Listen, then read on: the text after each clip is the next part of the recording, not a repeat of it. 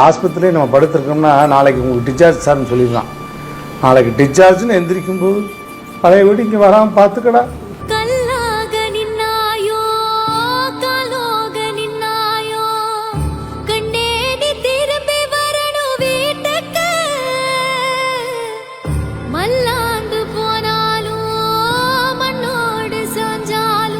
கடந்து போறதான வாழ்க்கை.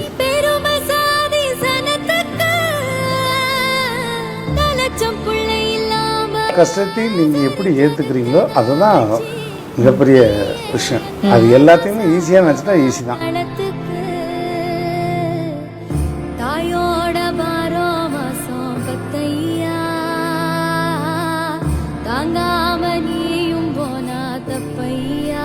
அதனால ஒவ்வொரு நாளும் கேவலப்படுறதோ அசிங்கப்படுறதோ அதெல்லாம் அப்படின்ட்டு போக வேண்டியதான்.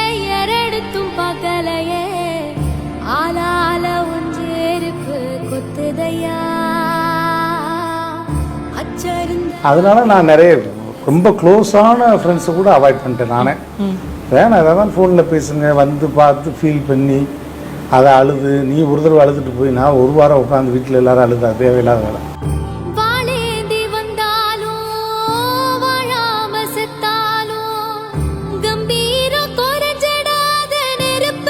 நிறைய போகிற இடம் எல்லாத்துலேயுமே அடி வாங்குறது தான்.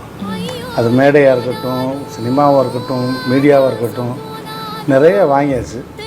அதனால் ஒவ்வொரு நாளும் கேவலப்படுறதோ அசிங்கம்